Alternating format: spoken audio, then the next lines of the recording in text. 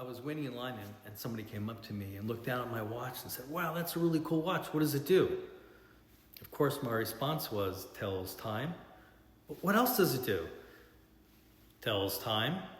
Okay, that had me thinking, because there's a relevance here to healthcare.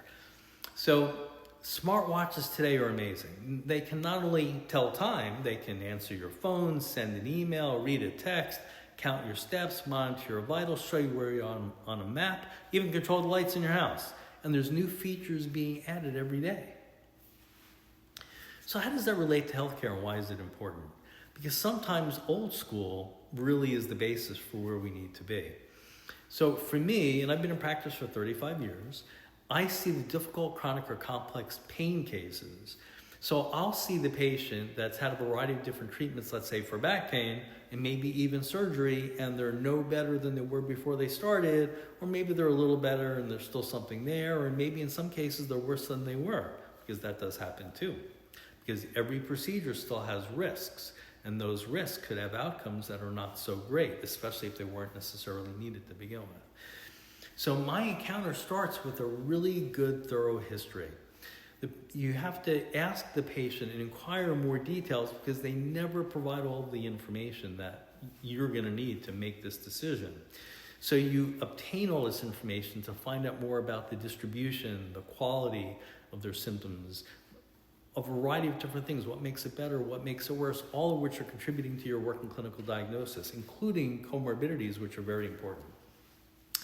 Then based upon all this information, in your head, you're really rationalizing what you think could be causing this problem, so you formulate a clinical examination that should be patient-centered, problem-focused, to rule in or rule out what you think the underlying causes could be.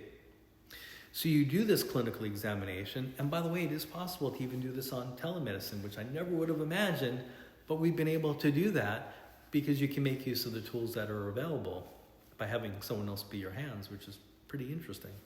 But that said, so now you've arrived at this clinical diagnosis, so you can choose from all the different treatments available what might be best for this patient at this time. But in the case where you don't have all of that information, well, maybe we need an imaging study. Maybe we need an electrodiagnostic study to get a little bit more information. But then you're not relying upon that one study to render treatment. You're making it part of the overall puzzle, which is still heavily based on the clinical examination. So in a sense, you're drawing a bullseye on the target to help treat the patient. From my perspective, all too often the single treatment doesn't even work, and the patient might have had that treatment, especially on a complex problem. Sometimes you need to combine treatments together so that the net effect of the treatments together could address multiple components of the patient's problem and lead to a result that you wouldn't have gotten if you just did a single shot treatment anyway. So we have this technology for treatment and diagnosis, but it still needs to be based upon the examination. But here's the problem. That takes time, which is how we started with the watch. In today's world, it seems for some reason there's a devaluation with respect to clinical time, and people tend to have more expectations on the latest, greatest technology, but that technology may be flawed in the application. For example, imaging studies relative to the back. You can take 100 people off the street that have no back pain whatsoever, and when you look at the imaging studies, you're going to find disc bulges and herniations and other degenerative problems that you would find on patients that are complaining. So you have a 50-50 shot of seeing something in MRI, whether you're symptomatic or not. There was another study done where they looked at 3,000 patients who presented with acute pain to ERs for back pain, and when they looked at the clinical evaluation, only 42% of the patients had any findings on MRI at all, and then there was a poor clinical correlation, meaning clinical relevance, to the exam findings to what you saw in imaging, which completely fell apart. Well, the same holds true for things like neck pain and for shoulder pain. One of my favorite studies for shoulders looked at the incidence of rotator cuff tears in a given population. So the data on that shows that by the time you're 60 years old, you have an 86 and 89% chance of having a rotator cuff tear just because of normal life. But yet, 2/3 of them are asymptomatic. So how would you know whether or not that potential rotator cuff tear seen on imaging is actually clinically relevant unless you did a hands-on clinical examination. But yet, more often than not, it seems, at least by the time I see those records, that seems to be the case, and I find that very disturbing. Now, can the imaging studies be enhanced a little bit too? And the answer is yes. There is a disconnect between, let's say, the radiologist reading it, who doesn't necessarily have all the detailed information relative to the patient, so it's compartmentalized. So they're just going down the list of everything that they see because they're assuming the clinician is then going to make that clinical correlation. But the clinician is then saying the radiologist identified this, so that's what we're going to treat.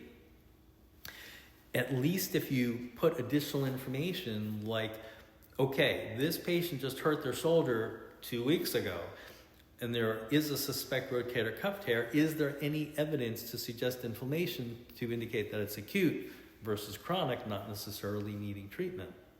And you can do the same with respect to the back. So there's timelines involved. There's having some more specific information relative to the distribution of the complaints. That can all be relatively valid.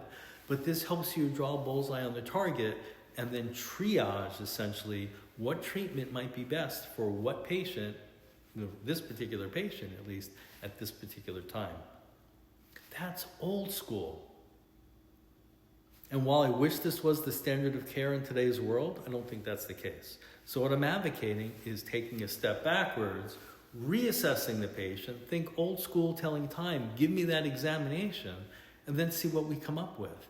Because that actually puts hope into many of these patients that have been suffering with chronic pain for a long period of time, because sometimes all they may need is basically a step backwards and somebody to put their hands on that patient and come up with a better working relative clinical diagnosis, and then best determine what we can do to address that problem in a highly patient-centered, problem-focused manner. So my mantra for the day is, read the patient, not the imaging study. Thanks for your time.